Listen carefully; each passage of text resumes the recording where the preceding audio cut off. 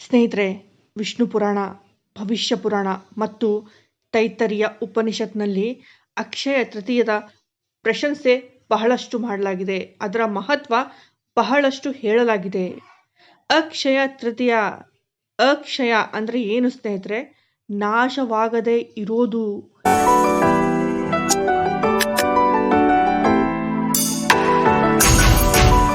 ನಮಸ್ಕಾರ ಸ್ನೇಹಿತರೆ, ಹೇಗಿದ್ದೀರಾ? ಎಲ್ಲರೂ ಚೆನ್ನಾಗಿದ್ದೀರಾ ಅನ್ಕೋತೀನಿ. ಸ್ನೇಹಿತರೆ, ಇವತ್ತು ಅಕ್ಷಯ ತೃತೀಯದ ನಿಮಗೆಲ್ಲ ಶುಭಾಶಯಗಳು. ಅಕ್ಷಯ ತೃತೀಯ ಯಾಕೆ ಮಾಡ್ತಾರೆ? ಇದರದ್ದು ಏನು ಮಹತ್ವ? ಇದರ ಇವತ್ತಿನ ದಿವಸ ಸ್ವರ್ಣ ಖರೀದಿ ಮಾಡಬೇಕು ಅಂತ ಅಂತಾರೆ. ಇದನ್ನೆಲ್ಲ ಹೇಳ್ತಾರೆ ಅಲ್ವಾ? ಅದಕ್ಕಿಂತ ಮೊದಲು ಅಕ್ಷಯ ತೃತೀಯ ಇವತ್ತಿನ ದಿವಸ ಏನೇನು ಘಟನೆಗಳೆಲ್ಲ ಜರುಗಿದವು ಇದ್ರ ಬಗ್ಗೆ ನಾನು ಮಾಹಿತಿ ಕೊಡ್ತೀನಿ. ಶಾರ್ಟಾಗಿ ಹೇಳ್ತೀನಿ, ಕೇಳಿ ಅಷ್ಟೇ.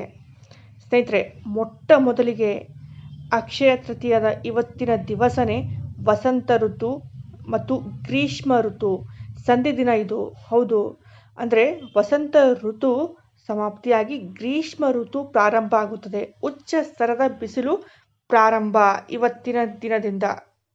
ಇನ್ನೊಂದು, ಗಂಗಾ ಮಾತೆಯ ಅವತರಣದ ದಿನ ಸಹ ಇವತ್ತು. ಮತ್ತು ಸ್ನೇಹಿತರೆ, ಇವತ್ತಿನ ದಿನನೇ ಸುಧಾಮ ಮತ್ತು ಶ್ರೀಕೃಷ್ಣರ ಮಿಲನ ಆಗಿತ್ತು.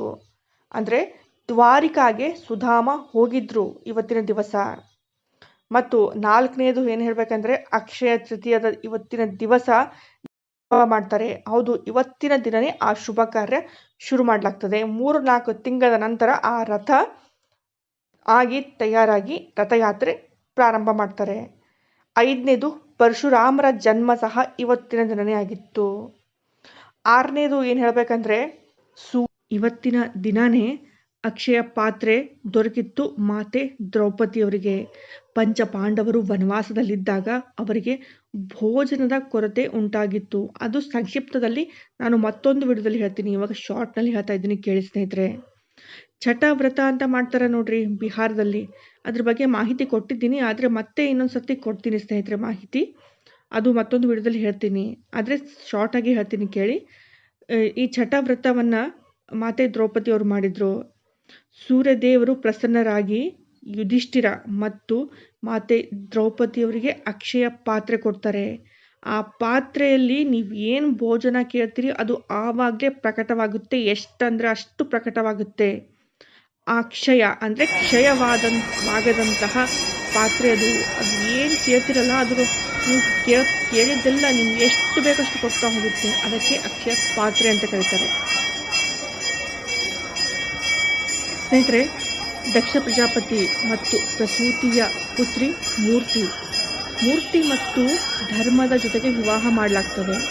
ಧರ್ಮ ಮತ್ತು ಮೂರ್ತಿಯಿಂದ ಪ್ರಕಟವಾದಂತಹ ಇಬ್ಬರು ಪುತ್ರರು, ನರ ಮತ್ತು ನಾರಾಯಣರ ಜನ್ಮ ಇವತ್ತಿನ ದಿವಸನೇ ಆಗಿತ್ತು, ಅಕ್ಷಯ ತೃತೀಯ ದಿನ.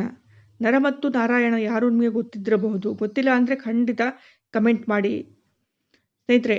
ಮತ್ತು ಬದ್ರಿನಾಥಕ್ಕೆ ಹೋಗುವ ದ್ವಾರ ಸಹ ಇವತ್ತಿನ ದಿವಸನೇ ತೆರೆಯಲಾಗುತ್ತದೆ, ಅಕ್ಷಯ ತೃತೀಯ ದಿನ.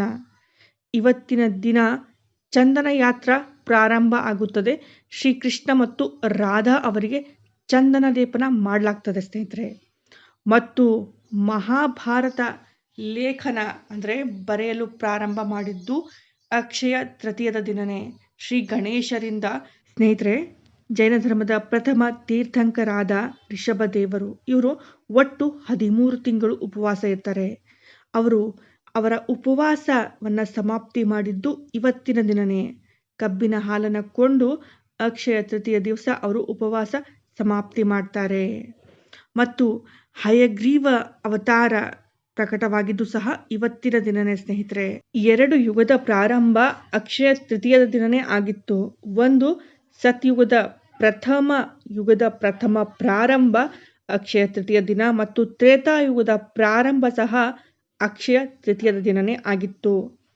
ಮತ್ತು ಮಾತೆ ದ್ರೌಪದಿಗೆ ವಸ್ತ್ರಾಪಹರಣ ಮಾಡ್ತಾ ಇದ್ನಲ್ಲ ದುಶ್ಯಾಸನ, ಆ ಸಮಯದಲ್ಲಿ ಮಾತೆ ದ್ರೌಪದಿಯವರು ಶ್ರೀಕೃಷ್ಣ ಅವರನ್ನ ಕರೀತಾರೆ. ಆಗ ಶ್ರೀಕೃಷ್ಣ ಅವರು ಎಂದೂ ಮುಗಿಯದಂತಹ ಒಂದು ವಸ್ತ್ರ, ಒಂದು ಸೀರೆಯನ್ನ ಮಾತೆ ದ್ರೌಪದಿಯವರಿಗೆ ಕೊಡ್ತಾರೆ. ಅದು ಅಕ್ಷಯ ಸೀರೆಯಾಗಿರುತ್ತೆ. ಅದ್ರ ಬಗ್ಗೆ ನಿಮಗೆ ಗೊತ್ತೇ ಇದ್ದಿರಬಹುದು. ಮತ್ತು ಬ್ರಜಧಾಮದ ಗೋವರ್ಧನ ಗಿರಿಯಲ್ಲಿ ಶ್ರೀಪಾದ ವಲ್ಲಭಾಚಾರ್ಯರಿಂದ ಅಲ್ಲಿನ ಮಂದಿರದಲ್ಲಿ ಸೇವೆ ಪೂಜೆ ಮಾಡಲು ಪ್ರಾರಂಭಿಸಿದ್ರು. ಅದು ಇವತ್ತಿನವರೆಗೆ ಹಾಗೆ ನಡೀತಾನೆ ಇದೆ ಆ ಸೇವೆ.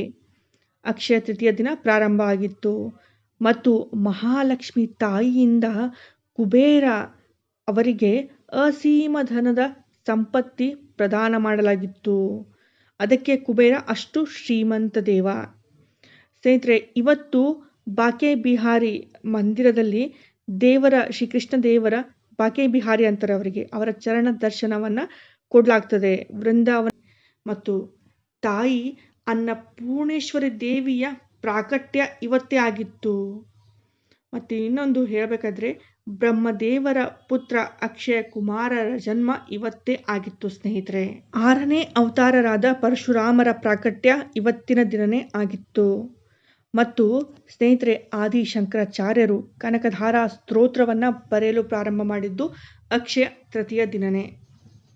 ನೋಡಿ ಸ್ನೇಹಿತರೆ, ಅಕ್ಷಯ ತೃತೀಯದ ಎಷ್ಟು ಮಹತ್ವವಿದೆ. ನಿಜವಾಗಿ ಹೇಳಬೇಕಾದ್ರೆ ಇವತ್ತಿನ ದಿನ ಅನ್ನದಾನ ಮಾಡಬೇಕು, ಅದು ಒಳ್ಳೆ ಮನಸ್ಸಿನಿಂದ. ಹಾಗೆ ಮಾಡಿದಲ್ಲಿ ಅಕ್ಷಯ ಎಂದೂ ಮುಗಿಯದಂತಹ ಪುಣ್ಯದ ಫಲದ ಪ್ರಾಪ್ತಿ ಆಗುತ್ತೆ. ಹೌದು ಸ್ನೇಹಿತರೆ, ಮಾಹಿತಿ ಹೇಗನ್ನಿಸ್ತು ಖಂಡಿತ